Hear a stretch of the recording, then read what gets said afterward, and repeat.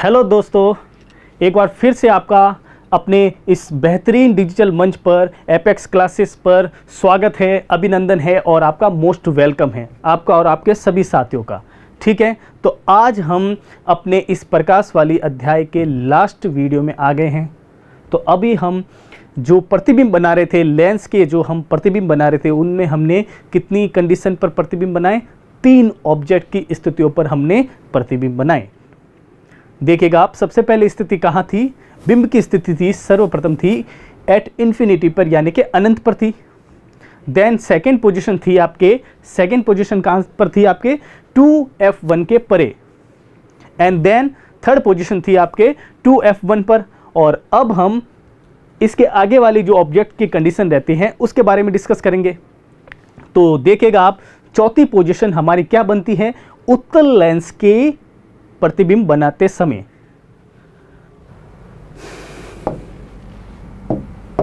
Position number second, position number second,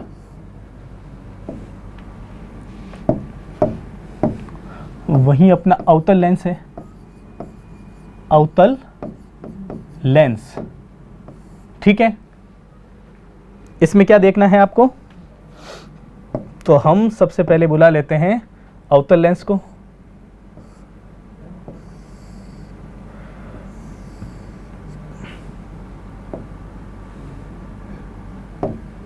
ठीक है, ये हो गया आपके प्रिंसिपल एक्सिस, और ये जो इनके बिंदु रहते हैं ये हो गया आपके ऑप्टिकल सेंटर। ये f1 एंड 2f1। इसके बाद हम बात करें प्रिंसिपल एक्सिस पर, कौन होगा? f2 और 2f2। ठीक है, आगे देखिए तो आप, हमें अब ऑब्जेक्ट को कहाँ रखना है? अब हमें ऑब्जेक्ट को रखना है 2f1 व f1 के बीच में। कहाँ रखना है हमें ऑब्जेक्ट को? अवतल लेंस में सेकंड पोजीशन में हमें बिंब की स्थिति कहाँ रखनी है? 2f1 व f1 के बीच में, बिटवीन 2f1 एंड f1। देखिएगा आप, यहाँ पर क्या रहता है? तो यहाँ आप देखेंगे, यहाँ हमें वही लेंस से बनने वाले प्रतिबिंबों के नियम रिकॉल करने हैं, नियम नंबर 1 एंड नियम नंबर 3। देखिएगा ध्यान से, नियम नंबर 1 क्या कहता है? क्या करेगा नियम नंबर 1? जब मुख्य अक्ष के समानांतर चलने वाली प्रकाश की किरणें अवतल लेंस से अपवर्तन के बाद क्या करेगी? वो क्या प्रोसेस करेगी? वो अपसारित हो जाएगी, फैल जाएगी। देखिए आप, वो अपसारित हो गई। क्या हो गई? अपसारित हो गई। ठीक है, फिर इसमें आप क्या देखेंगे? ये अपसारित होने वाली किरणें कहीं पीछे से मुख्य फोकस से मिलती हुई हमें प्रतीत हो रही है। देखिए आप, ये हमें पीछे से कहीं मिलती हुई प्रतीत हो रही है। ठीक है, तो सेकंड में क्या होगा? सेकंड में आप देखेंगे, इस बिंब की स्थिति के हेड से, शीर्ष भाग से नियम नंबर 3 अप्लाई होगा। वो प्रकाशित बिंदु यानी कि ऑप्टिकल सेंटर से सीधा जाएगा, वहां प्रकाश की किरणें बिना विचलित हुई सीधी चली जाएगी। तो देखिए आप, क्या रहेगा यहाँ पर एक सेकेंड, थोड़ा सा मैं इसको ठीक कर लूं।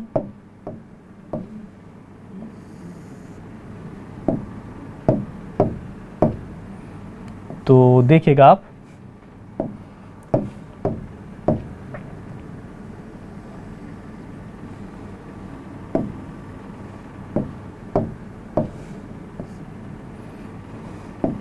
क्या देखा आपने? ये यहां से पीछे मिलती हुई हमें यहां से प्रतीत हुई। ठीक है, उसके बाद जो नियम नंबर 3 हम फॉलो कर रहे थे, वो क्या? ऑप्टिकल सेंटर से होती हुई सीधी प्रकाश की किरणें आगे जा रही थी, यहां ऐसे कुछ इस प्रकार से। अब आप यहां देखिए, हमें इमेज कहां मिल रही है? आप देखेंगे इमेज हमें f1 व o के बीच में मिल रही है, कुछ इस जगह। दिखा आपको? कुछ इस जगह हमें इमेज मिल रही है। ये देखिए, इस जगह हमें इमेज मिली। ठीक है, तो देख लीजिए आप, इनको अगर हम नाम दें तो देखिए आप, ये होता है आपके ए, और ये है बी, और ये वाला ए डैश, और ये है आपके बी डैश। ओके है, सही है यहाँ तक। तो ए में मैं लिखूंगा बिंब की स्थिति। हमें इमेज कहाँ मिली है? ये इस जगह हमें इमेज मिली है F1 व O के बीच में। तो बिंब की स्थिति, बिंब की स्थिति क्या थी? तो देखेंगे आप, बिंब की स्थिति थी, क्या थी? 2F1 व F1 के बीच में। ओके, फिर आप देखें सेकंड में इमेज की स्थिति, इमेज की स्थिति वो क्या थी? इमेज की स्थिति बनी है अपने F1 व O के बीच। ओके, फिर हमें देखना है सी में इमेज का आकार कैसा है? छोटा है। इमेज का आकार कैसा है? छोटा है। फिर हमें क्या देखना है? हमें देखना है डी में इमेज की प्रकृति। क्या देखनी है हमें? इमेज की प्रकृति। वो कैसी रहेगी? वो रहेगी आपके, कैसी रहेगी? आभासी एवं सीधी, वर्चुअल एवं इरेक्ट। आभासी एवं सीधी। तो इसी के साथ आपके उत्तल लेंस और अवतल लेंस के प्रतिबिंब कंप्लीट होते हैं। उत्तल लेंस में प्रतिबिंब की स्थितियां 6 थी और अवतल लेंस में प्रतिबिंब की स्थितियां 2 थी। देख लीजिए आप, यहां तक स्पष्ट है। अब हम आगे इस प्रकाश वाली यूनिट के एक लास्ट टॉपिक पर चलते हैं। वो टॉपिक रहेगा आपके लेंस की समता, पावर ऑफ लेंस। ठीक है, कौन सा टॉपिक रहेगा अपना? लेंस की समता। लेंस की समता, पावर ऑफ लेंस, कौन सा टॉपिक रहेगा? जो अपनी इस यूनिट का लास्ट टॉपिक है, पावर ऑफ लेंस। इसमें आपको क्या खास ध्यान रखना है? लेंस की, या मैं कहूं लेंस से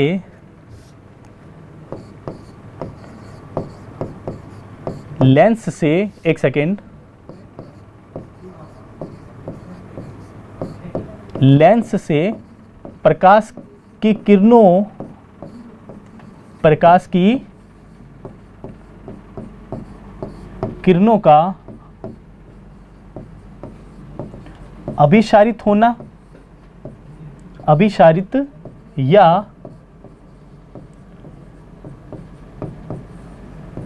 अपसारित होने की क्षमता। लेंस से प्रकाश की किरणों का अभिसारित या अपसारित होने की क्षमता, उनकी कैपेसिटी, उनकी पावर क्या कहलाती है? लेंस की क्षमता कहलाती है। लेंस की क्षमता कहलाती है। यहां तक सही है? लेंस की क्षमता कहलाती है। फिर हम बात करें तो आप ध्यान रखिएगा, जब उत्तल लेंस में फोकस को हम नज़दीक रखते हैं तो वो प्रकाश की किरणों को ज़्यादा अपसारित करेगा अपवर्तन के बाद, तो वो पास से ही फोकसित होगा। और अगर हम उत्तल लेंस में फोकस बिंदु को दूर रखते हैं तो प्रकाश की किरणें कम अभिसारित होगी, यानी कि कम मुड़ेगी। क्लियर है? और हम क्या देखेंगे, अपवर्तन के बाद ऐसा होता है तो फोकसित बिंदु नज़दीक रहेगा या दूर? दूर रहेगा, यानी कि फोकसित बिंदु दूर रहता है। ठीक है। और अवतल लेंस में आप देखें, अवतल लेंस में फोकस को अगर हम नज़दीक रखते हैं तो आप क्या देखेंगे, प्रकाश की किरणें ज़्यादा अपसारित होगी।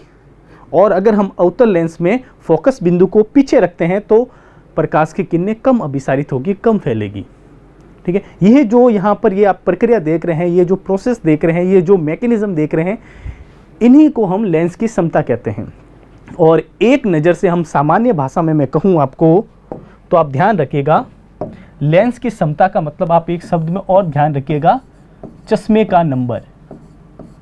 चश्मे का नंबर सुना होगा आपने, जैसे जैसे आंखें कमजोर होती है चश्मे का नंबर बढ़ता है। तो लेंस की क्षमता में ये भी देखा जाता है, हम कह सकते हैं चश्मे का नंबर यानी कि लेंस की क्षमता। तो आगे देखिएगा आप, इसमें मैं कहूं तो लेंस की क्षमता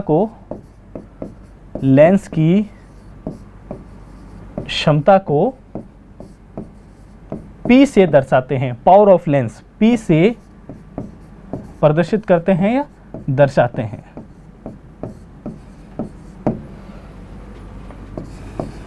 लेंस की क्षमता, लेंस की क्षमता को किससे मापते हैं? तो आप ध्यान रखना, लेंस की क्षमता किससे मापी जाती है, यानी कि लेंस की क्षमता का SI मात्रक क्या है? SI मात्रक क्या है? डायोप्टर है।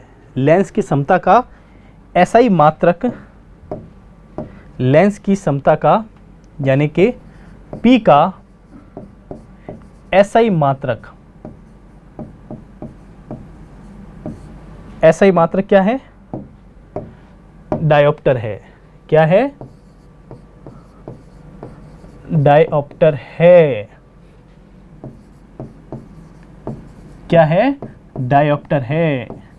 न्यूमेरिकल क्वेश्चन भी आगे आएंगे, ध्यान रखना आप, इसमें एक नंबर या अति लघुरात्मक क्वेश्चनों में भी ये पूछा जा सकता है सीधा, लेंस की क्षमता का SI मात्रक क्या है? तो आप ध्यान रखना आपको डायोप्टर है। ठीक है, क्या है? डायोप्टर, डायोप्टर है। देन हम बात करें आगे,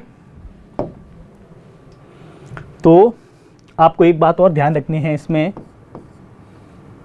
लेंस की क्षमता में उत्तल लेंस कैसे होते हैं और अवतल लेंस कैसे होते हैं।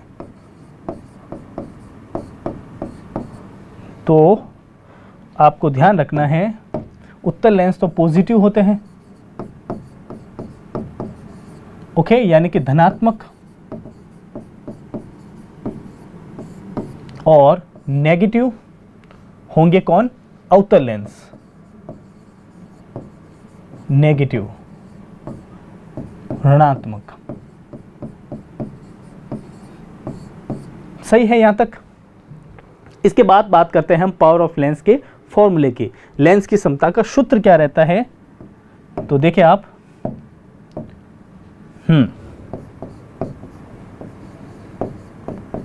लेंस की क्षमता का जो सूत्र है,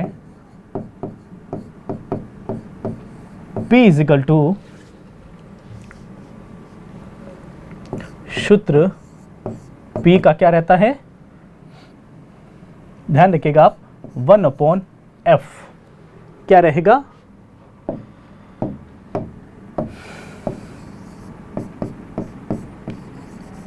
(1/f). तो मैं यहां कह सकता हूं, अतः लेंस की क्षमता, लेंस की क्षमता P फोकस दूरी के व्युत्क्रमणुपाती होती है। फोकस दूरी स्मॉल f के व्युत्क्रम होती है, के व्युत्क्रम होती है। कैसी होती है? व्युत्क्रम होती है। यहां तक सही है? क्लियर है? आपको साथ साथ में समझ में और याद भी हो रहा होगा। ठीक है, ओके। तो अभी हमने क्या देखा?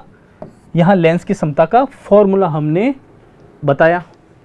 अब आगे कुछ इनके न्यूमेरिकल आएंगे। ध्यान रखिएगा, लेंस की क्षमता को हम किससे डिनोट करते हैं? सॉरी, लेंस की क्षमता फोकस के व्युत्क्रमणुपाती होती है। और इसमें एक खास बात आप ध्यान रखना, मैं नोट लगा कर लिख दूं। यहां देखिएगा आप, आंकिक प्रश्नों को हल करते समय फोकस दूरी को, आंकिक प्रश्नों को हल करते समय फोकस दूरी को ये आपके स्मॉल f को सदैव मीटर में लेना है, मीटर में लेना है। ये आप नोट करके लिख दें, मीटर में लेना है। किस में लेना है? मीटर में लेना है। ध्यान रखना आप, मीटर में लेना है। आगे बढ़ते हैं हम लेंस की समता, पावर ऑफ लेंस के कुछ न्यूमेरिकल क्वेश्चन की ओर। तो देखें, पहला इसका न्यूमेरिकल क्वेश्चन क्या रहता है? जो हम इनके न्यूमेरिकल क्वेश्चन देखेंगे, न्यूमेरिकल क्वेश्चन, आंकिक प्रश्न, आंकिक प्रश्न।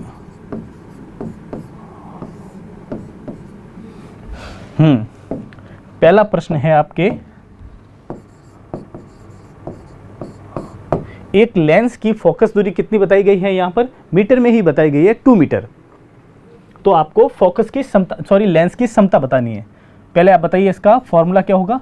P = 1/f। यहां क्या लिखना है आपको? f की जगह, ये किसका मान है? f का मान है। सिंपल सा आपको क्या करना है? 1/f। तो यहां आप लेंस की समता देखेंगे 0.5 डायोप्टर,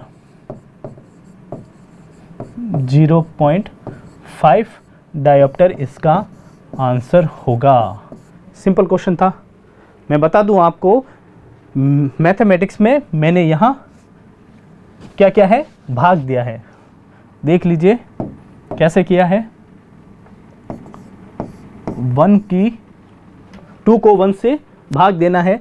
तो यहाँ ये इससे छोटी संख्या है तो क्या होगा? ये पहले से यहाँ पॉइंट आ जाएगा 0 के साथ, तो यहाँ हम भी 0 लगा लेंगे। तो अब 2 की टेबल 10 में कितनी बार जाती है? तो आप देखेंगे 5 बार जाती है। इस कारण ये मान यहाँ आया। क्लियर है? आगे बढ़ते हैं हम सेकंड न्यूमेरिकल क्वेश्चन की ओर। देखिएगा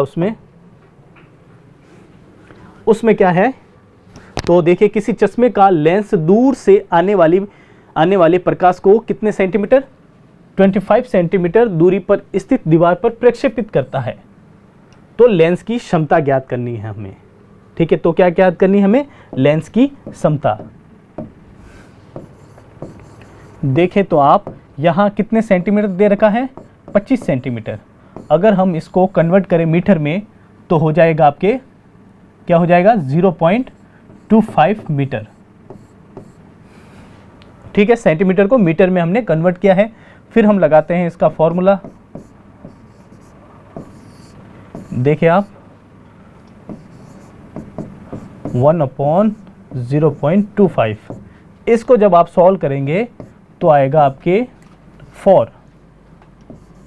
ठीक है, और ये किसका साइन में आएगा? साथ में देखिए आप, प्लस का आएगा, यहाँ प्लस का आएगा। डायोप्टर। ओके, प्लस में आया 4। तो आप देखेंगे चश्मा कौन सा है? चश्मा उत्तल लेंस का है, उत्तल लेंस का है। चश्मा किस लेंस का है? उत्तल लेंस का चश्मा है, क्योंकि प्लस आया। अगर नेगेटिव आता तो चश्मा किसका होता? अवतल लेंस का होता। आगे देखिए, एक और न्यूमेरिकल क्वेश्चन है। ये था आपके सेकंड।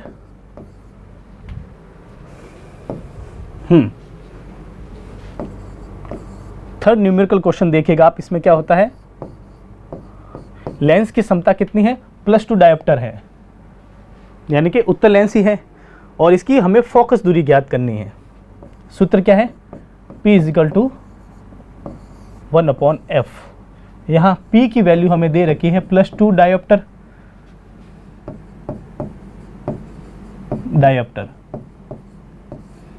और f की वैल्यू हमें ज्ञात करनी है। तो देखेंगे आप, यहाँ मैं लिखता हूँ 2f = f। ये दोनों क्या होंगे? यहाँ पक्षांतरित हो जाएंगे। तो +2 और f एक दूसरे का पक्षांतरण कर देंगे, एक दूसरे की स्थान चेंज कर लेंगे। तो f = 1/2 आ जाएगा। ठीक है, तो इसका आंसर क्या रहेगा 0.5 मीटर। यहाँ पीछे मीटर लगाना है क्योंकि हमें फोकस पूछा गया है, फोकस की दूरी पूछी गई है। ये आपके आंसर हो गया। ओके, एक और खास बात आपको यहाँ ध्यान रखनी है, वो क्या, अवतल लेंस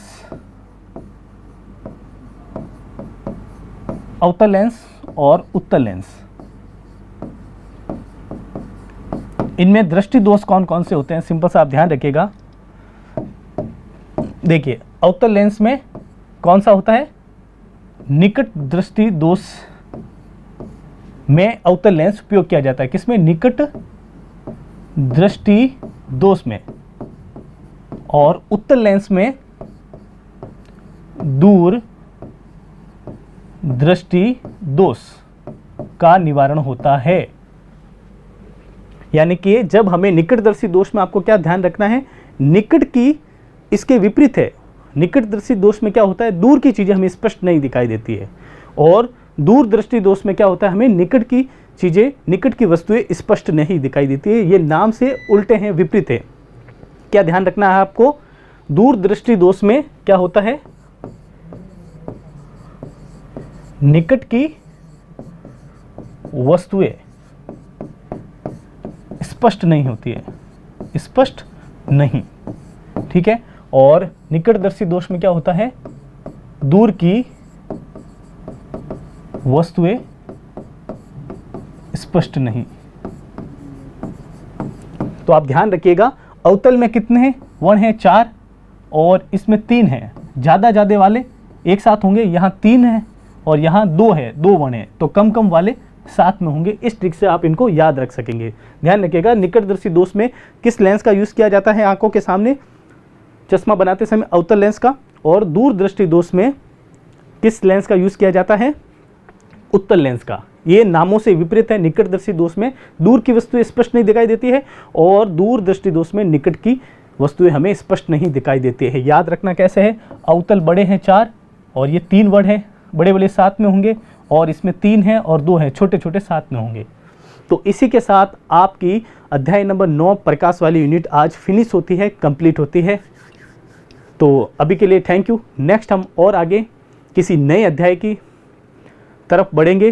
तो अभी के लिए थैंक यू, धन्यवाद। फिर मिलेंगे बहुत जल्द। सब्सक्राइब करें हमारा apex classes edutech YouTube channel. साथ ही बेल आइकन को क्लिक करना बिल्कुल ना भूलें, ताकि आगे आने वाले सभी यूट्यूब वीडियोस की अपडेटेड नोटिफिकेशंस सबसे पहले आपको मिले। Apex classes edutech, subscribe now.